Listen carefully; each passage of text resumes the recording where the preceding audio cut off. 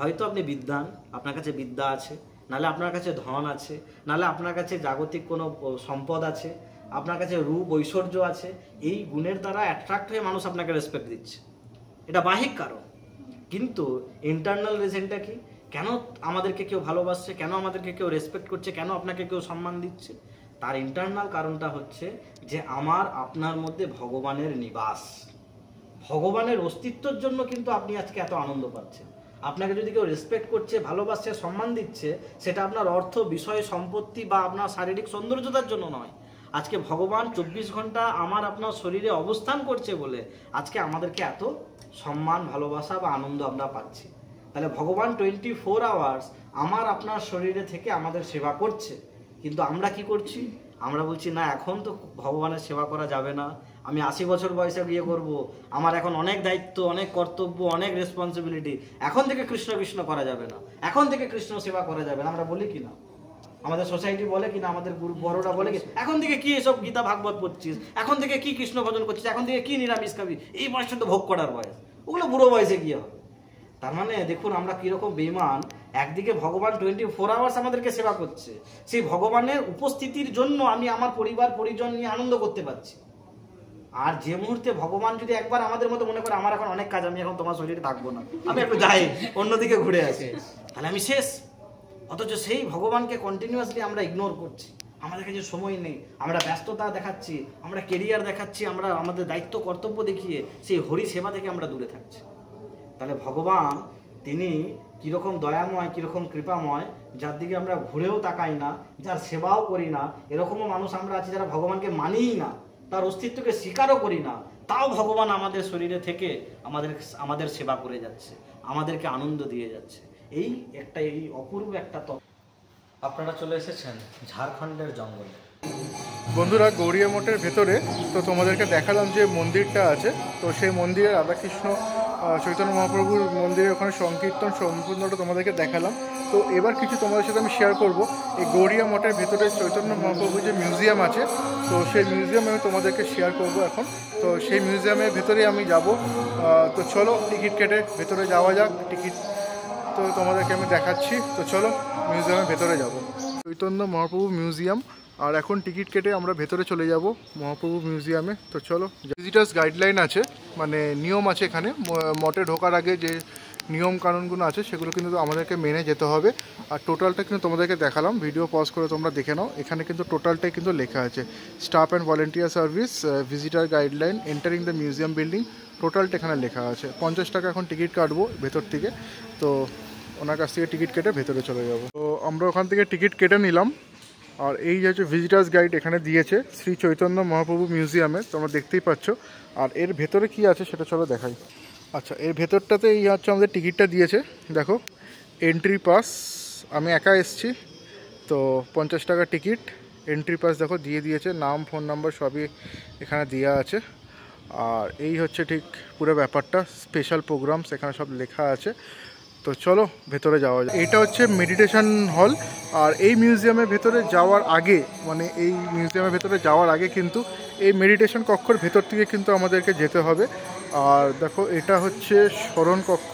এবার স্মরণ কক্ষর ভেতরে এখন আমরা যাব, এই স্মরণ কক্ষর ভেতরে যাব। এবার স্মরণ কক্ষর ভেতরে গিয়ে কিন্তু আমরা তারপর আমরা যাব এই মানবলীলা মিউজিয়ামের ভেতরে। আর এখানে প্রভুরা আছে, প্রভুরা কিন্তু আমাদেরকে একটু বলে দেবে যে এই মন্দিরের ব্যাপারে।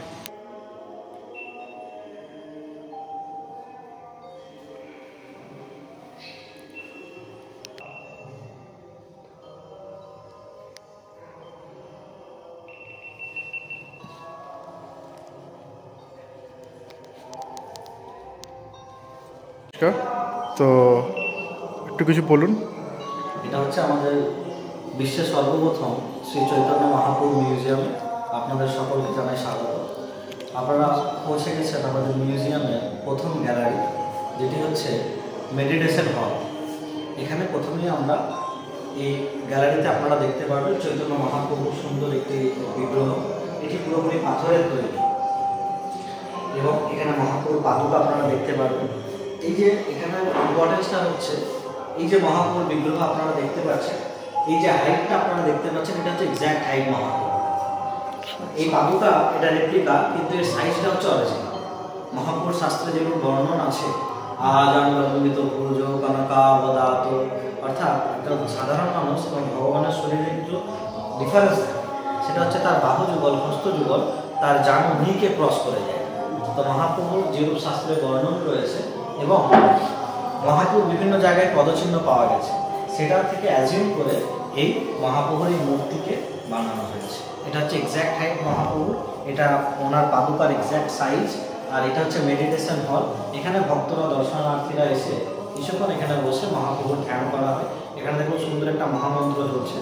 সকলে এখানে কিছুক্ষণ মহাপ্রভুকে স্মরণ করে কলিযুগের যুগ ধর্ম হরে কৃষ্ণ মহামন্ত্র দ্বারা কিছুক্ষণ স্মরণ করে পরের গাড়িতে যাওয়া। এটা হচ্ছে চৈতন্য মহাপ্রভুর আবির্ভাব লীলা। নবদ্বীপ মায়াপুর ধামে মহাপ্রভু আবির্ভূত হন। ওনার আবির্ভাবের পর ওনাকে দর্শনের জন্য সবাই ফুল, দুগ্ধ, ফল নিয়ে মহাপ্রভুকে দর্শনের জন্য আসে। এখানে একটা অপরূপ নিম বৃক্ষ আপনারা দেখতে পাবেন। আপনারা সবাই জানেন যে চৈতন্য মহাপ্রভু আবির্ভূত হয়েছিলেন একটি নিম বৃক্ষের নিচে, যার জন্য মহাপ্রভুর আর এক নাম হচ্ছে নিমাই। সেই মহাপ্রভুর আবির্ভাব স্থলী। এরপরে মহাপ্রভুর বিভিন্ন বাল্য লীলাকে দেখা। সর্প আরোহণ লীলা। অনন্ত শেষনাগ সাধারণ সর্পরূপে মহাপ্রভুকে দর্শনের জন্য এসেছেন। তো ছোট্ট শিশু এক সর্পের সহিত ক্রিয়া করছেন, সেই দেখে মহাপ্রভুর পিতা মাতা সবাই ভয়ভীত এবং সকলে গরুর গরুর বলে চিৎকার করছেন। চলে আসুন, আগে আগে চলে আসুন। তো সেই দেখে যে একটা ছোট্ট বালক, তাকে রক্ষা করার জন্য সকলে চেষ্টা করছে সেই বালককে রক্ষা করার জন্য। কিন্তু প্রকৃতপক্ষে আমাদের জড়ীয় দৃষ্টি দিয়ে আমরা ভগবানের লীলাকে দর্শন করতে অক্ষম। আমরা ভগবান লীলাকে দর্শন করতে পারি না, বুঝতে পারি না। তো প্রকৃতপক্ষে সেই সর্প ছিলেন অনন্ত শেষনাগ, যার উপর ভগবান বিষ্ণু শয়ন করে থাকেন। চৈতন্য মহাপ্রভু তিনি হচ্ছেন রাধা কৃষ্ণের মিলিত তনু। রাধা এবং কৃষ্ণের মিলিত স্বরূপ হচ্ছেন চৈতন্য মহাপ্রভু। তো সেই স্বয়ং ভগবান ব্রজেন্দ্রনন্দন কৃষ্ণ তিনি যখন এই বাল্য স্বরূপে এসে তিনি যখন এই রূপ লীলা করছেন নবদ্বীপে, তখন সেই অনন্ত শেষনাগ সাধারণ সর্পরূপে মহাপ্রভুকে দর্শনের জন্য আসেন এবং মহাপ্রভু সেই সর্পের উপর আরোহণ করেছিলেন। তাই এই লীলার নাম সর্প আরোহণ লীলা। একটি লুপ্তপ্রায় শিল্প, যেটাকে পটচিত্র বা পট শিল্প বলা হয়, আপনারা সবাই জানেন। এর কনসেপ্টটা হচ্ছে যে গানের মাধ্যমে এক একটা লীলাকে বর্ণন করতেন যারা চিত্রকার ছিলেন। তো সেখানে মহাপ্রভুর এটা নামকরণ, ওনার রুচি পরীক্ষা, অন্নপ্রাশন লীলাকে এখানে দেখানো হয়েছে, যেখানে ওনার দাদু বিশ্বম্ভর জ্যোতিষ, ওনার নীলাম্বর চক্রবর্তী, যিনি জ্যোতিষশাস্ত্রের বিরাট পণ্ডিত ছিলেন, উনি ওনার নাম রেখেছিলেন বিশ্বম্ভর, যিনি বিশ্বকে পালন করেন, পোষণ করেন। এটা হচ্ছে চৌরমোহন লীলা। মহাপ্রভু একদিন খেলা করতে করতে কি করেছেন না, তিনি পৌঁছে গেছেন গঙ্গার তটে। তিনি গঙ্গার তটে পৌঁছে গেছেন, তখন দুই চোর দেখছেন ছোট্ট একটা শিশু, সে কি করছেন না একা একাই ঘুরে বেড়াচ্ছেন আর বিভিন্ন অলঙ্কারে সুসজ্জিত হয়ে রয়েছে। তখন সেই অলঙ্কার চুরি করার জন্য সেই দুই চোর মহাপ্রভুকে কাঁধে তুলে নিয়ে মিষ্টি দিয়ে বলছে চলো তোমাকে তোমার বাড়ি ছেড়ে দিই। কিন্তু তাদের উদ্দেশ্য হচ্ছে যে সেই অলঙ্কারকে চুরি করবে। কিন্তু যে রাস্তা দিয়েই যান, দুই চোর ভ্রমিত হয়ে মহাপ্রভুর বাড়িতেই পৌঁছে যান। এই যে দুই চোর ভ্রমিত হয়ে গেলেন, তাই লীলার নাম চৌরমোহন লীলা। মোহিত হয়ে গেলেন দুই চোর। এই লীলার শিক্ষা মহাপ্রভু আমাদেরকে দিয়েছেন যে সেই দুই চোরের উদ্দেশ্য অসৎ ছিল, কিন্তু তারা জানতে অজান্তে ভগবানকে কাঁধে তুলেছেন। তাই তাদের অসৎ বৃত্তিটাও তার আর কার্যকারিতা হলো না, তারা সৎপথেই পরিচালিত হলো। ঠিক সেইরূপ আমরা যদি যে কোনোভাবে ভগবানকে নিয়ে আমাদের জীবনটা পরিচালিত করি, যদি ভগবানকে ধরে থাকি, তাহলে আমরা কখনো ডাইভার্ট হব না। আমাদের জীবনে কখনো একটা বিপদ, অসৎ সঙ্গ বিভিন্ন এসে আমাদের উদ্দেশ্য থেকে আমাদেরকে সরিয়ে দেয়। কিন্তু আমরা যদি ভগবানকে ধরে থাকি, তাহলে আমাদের পতন হবে না। বলছেন কৃষ্ণ সূর্য সম, মায়া হয় অন্ধকার, যাহা কৃষ্ণ তাহা নাই মায়ার অধিকার। কৃষ্ণ হচ্ছেন সূর্যের মতো, যেখানে সূর্যের আলো পৌঁছায় সেখানে অন্ধকার থাকে না, আর যেখানে সূর্য থাকে না সেটা অন্ধকারে পরিপূর্ণ হয়ে যায়। ঠিক সেইরূপ আমাদের জীবনে যদি ভগবান থাকে, আমরা যদি ঈশ্বরকে নিয়ে চলি, তাহলে আমাদের জীবনে কলহ, অশান্তি, দুঃখ, কষ্ট, পাপ, অনাচার, বিভিন্ন বিপদ আমাদের থেকে দূরে থাকে। আর যদি ভগবানকে বাদ দিই, তাহলে এই অন্ধকারগুলো আমাদের জীবনকে গ্রাস করে নেবে। এই শিক্ষা মহাপ্রভু দিয়েছে। মহাপ্রভু বস্ত্র বিতরণ করছেন। এটা হচ্ছে ঘরের বাহির, ওটা ভেতর ছিল, এটা বাহির। যারাই মহাপ্রভুকে দর্শন করতে আসছেন, মহাপ্রভুর পিতা জগন্নাথ মিশ্র সবাইকে বস্ত্র বিতরণ করছেন। এই গ্যালারিতে যা যা লীলা আছে, এখানে আপনারা এই যে পয়েন্টে ক্লিক করে করে প্রত্যেকটা লীলাকে আপনারা ডিটেলে স্টাডি করতে পারেন। যারা একটু পড়াশোনা করতে চায়, আরো রিসার্চ করতে চায়, জানতে চায়, তারা এইভাবে এগুলোকে পড়াশোনা করতে পারে। এটা হচ্ছে, এইটাকেও ভিডিও করবে না, এটা ভিডিও এলাও। মহাপ্রভুর পিতা জগন্নাথ মিশ্র তিনি এই সিংহাসনের উপর বিষ্ণু মূর্তি রেখে পুজো করতেন। তো যখন সেই মহাপ্রভুর জন্মস্থানে যখন মন্দির তৈরি হচ্ছে, সেই মাটি খননকালে এই মন্দির এবং বিগ্রহ পাওয়া গেছে। তো এই সিংহাসনটা অরিজিনাল 600 বছর 35 বছর পুরনো, এবং এর বৈশিষ্ট্যটা হচ্ছে এর যে সাইজটা দেখছেন এখন, এই পুরো স্ট্রাকচারটা আরও বাড়ানো যায়। মানে মূর্তি বা বিগ্রহ যদি বড় হয় তাহলে এই সিংহাসনের হাইটটাও বেড়ে যাবে। এরকম একটা টেকনোলজি এটার মধ্যে আছে, যেটা 635 বছর পুরনো। তাই যারা এটা ইউটিউবে দেখছেন তাদের জন্য এটা একটা থাকলো আপনাদের জন্য সারপ্রাইজ, আপনারা সাক্ষাৎ এসে দেখবেন। একদম এই পুরো স্ট্রাকচারটা উঠে যাবে। এই পুরো স্ট্রাকচারটা মানে বিগ্রহ ছোট বড় হয়তো অনেক সময়, বড় বিগ্রহ হলে এই স্ট্রাকচারটা উঠে যাবে। এরকম একটা টেকনোলজি 635 বছর পুরনো, কিন্তু এরকম ছিল। এটা মহাপ্রভু গয়াধামে ওনার গুরুদেব ঈশ্বর পুরীপাদের সহিত প্রথম সাক্ষাৎ।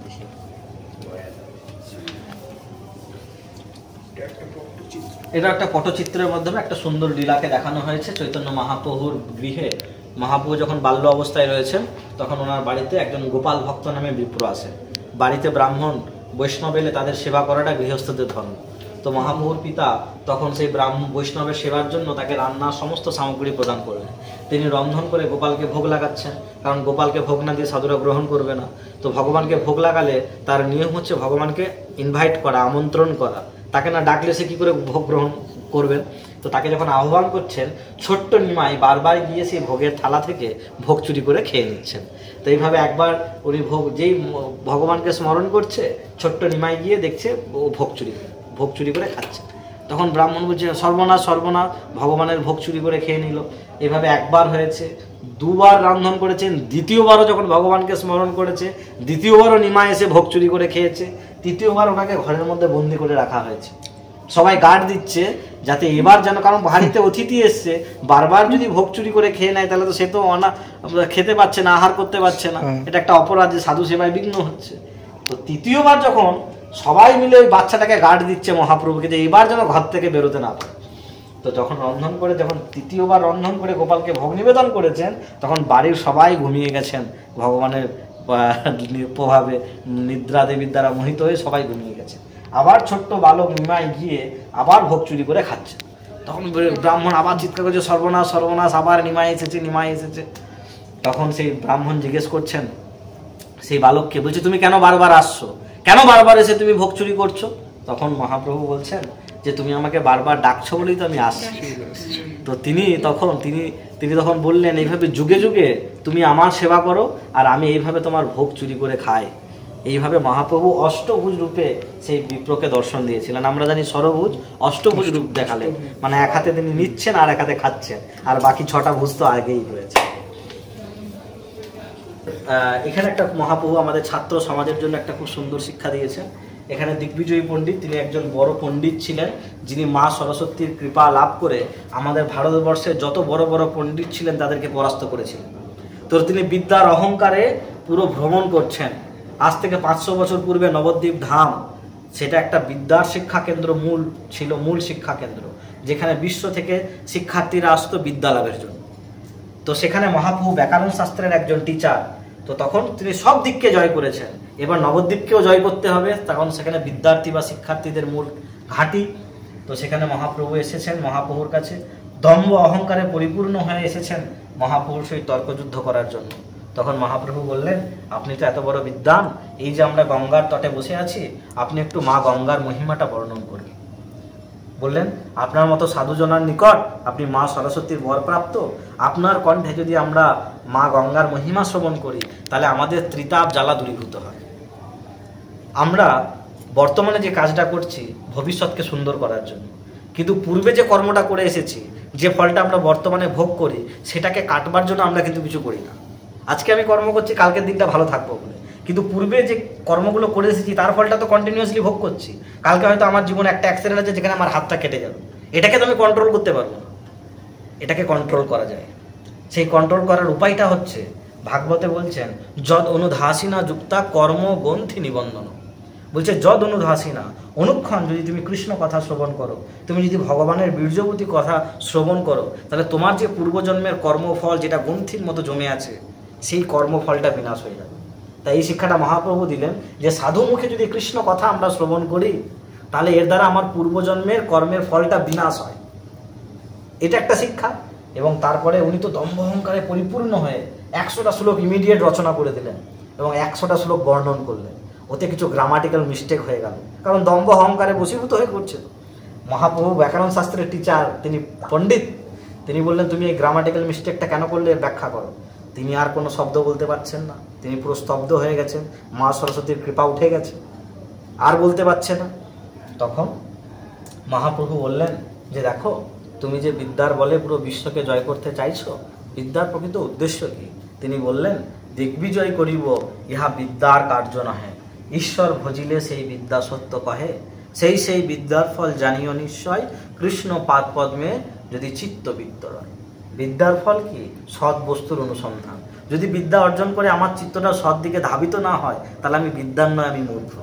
আজকে আমাদের ছাত্র সমাজ, আজকে আমরা নিজেদেরকে বিদ্যান বলছি, আমরা ডিগ্রি অর্জন করছি, কিন্তু আমাদের স্বভাব চরিত্র অ্যাক্টিভিটিস কি ছাত্রের মতো, বিদ্যার্থীর মতো?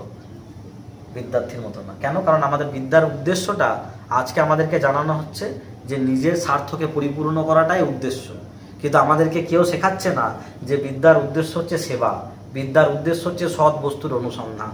আমরা সৎ বস্তুর সাথে আমরা নিজের পরিবারকে, নিজের সন্তানকে যুক্ত করছি না, সবাইকে স্বার্থ শেখাচ্ছি যে তুমি এটা করো, এটা করো, নিজের কথা ভাবো। তার ফলে আমরা স্বার্থম বেশি হয়ে যাচ্ছি। মহাপ্রভু বললেন যে বিদ্যার প্রকৃত উদ্দেশ্য হচ্ছে এটা জানা, কে আমি, কেন মরে যারে তাপত্রয়, আমি কে, কেন আমি এই সংসারে সে ত্রিবিধ কষ্ট ভোগ করছি, আর এরপর আমি কোথায় যাব। আমি যদি বিদ্যান হয়ে এই প্রশ্নটা আমার হৃদয়ে কোনোদিন না এলো তাহলে আমি প্রকৃতপক্ষে মূর্খ। তাই ঈশ্বরকে জানা, ঈশ্বরের সেবা করা, আজকে আমরা যা কিছু পেয়েছি এটা ভগবানের কৃপা। আমি যদি বিদ্বান হয় সেই বিদ্যাটা দিয়ে ভগবানের সেবা করা, আমি যদি ধনী হয় সেই ধনটা দিয়ে ঈশ্বরের সেবা করা, আমি যদি বলবান হয় সেই শারীরিক বলটা দিয়ে ঈশ্বরের সেবা করা, সেটা যদি আমি না করি তাহলে আমার দ্বারা সেই অহংকার আমাকে বিনাশ করে দেবে। তো এই শিক্ষাটা মহাপ্রভু তিনি দিয়েছিলেন। আর বললেন, ফলবন্ত বৃক্ষ আর গুণবন্ত জন, নম্রতা সে তাহার স্বভাব অনুক্ষণ। যে বৃক্ষটা দেখবে ফল ফুলে পরিপূর্ণ হয়ে থাকে সে মাথা নত করে থাকে, তার ফলটা হাত দিয়ে নেওয়া যায়। কিন্তু যে গাছে ফল ফুল হয় না সে শক্তভাবে দাঁড়িয়ে থাকে, সেই ডালটা ধরলেই ভেঙে পড়ে। তাই যদি ভগবান আমাদেরকে কিছু দান বিদ্যা দিয়ে থাকে, যদি কোনো গুণ দিয়ে থাকে, কোনো কিছু দিয়ে থাকে, তাহলে আমরা নত হয়ে থাকবো, যেটা ভগবানের দান। আর যদি আমরা সে দম্ভ অহংকার দেখাই তাহলে আমাদেরকে ওই শুকনো গাছের মতো ভেঙে পড়ে যেতে হবে। এরও শিক্ষা মহাপ্রভু দিয়েছেন। আসলে স্বয়ং ভগবান শ্রীমান মহাপ্রভু, যিনি কৃষ্ণ কীর্তনের মাধ্যমে সর্বদাই কৃষ্ণ অনুসন্ধানে অঙ্গকান্তিতে, যিনি অকৃষ্ণ পীতবর্ণ, যার অঙ্গ নিত্যানন্দ ও অদ্বৈত প্রভুদ্বয়, উপাঙ্গ শিবাসাদি ভক্তগণ এবং পার্শ্বদ গদাধরাদি ভক্তগণ, তিনি ঘোর কলির বিরুদ্ধে শ্রীকৃষ্ণ কীর্তনকে অস্ত্র রূপে ব্যবহার করলেন এবং কলির প্রধান উপাসনা রূপে প্রতিষ্ঠা করলেন। আর সুবিধা ব্যক্তিগণ সেই সংকীর্তন যজ্ঞকে প্রধান অভিধি রূপে গ্রহণ করলেন। সংকীর্তন যজ্ঞে কলম কৃষ্ণ।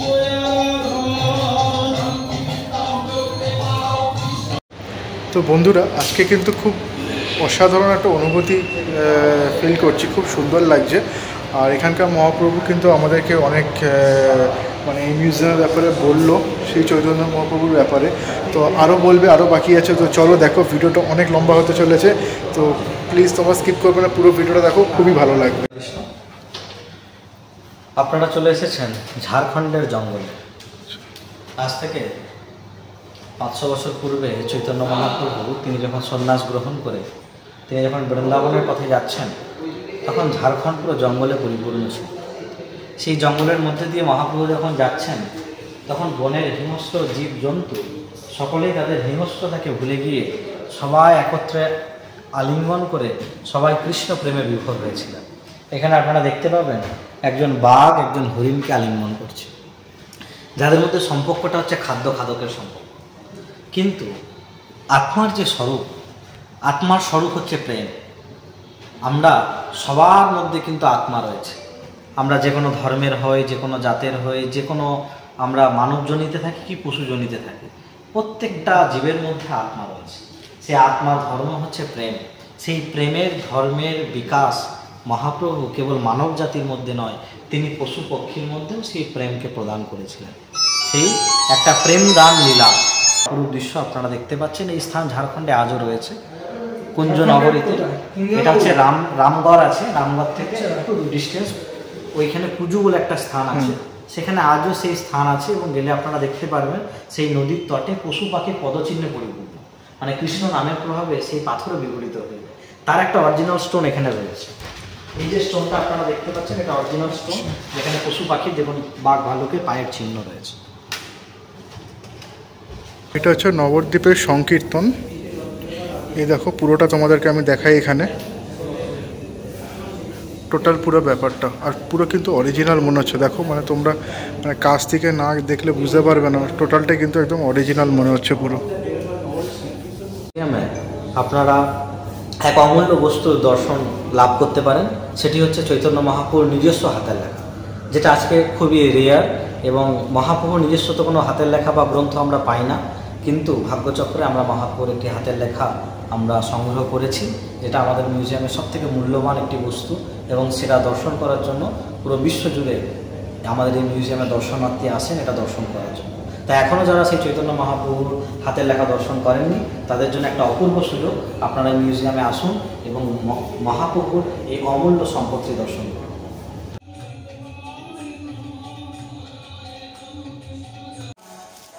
তো গাইজ, আজকে ভিডিওটা আমি এখানে শেষ করলাম। প্রচুর লম্বা ভিডিও হয়েছে, তোমাদের দেখার জন্য অসংখ্য অসংখ্য ধন্যবাদ।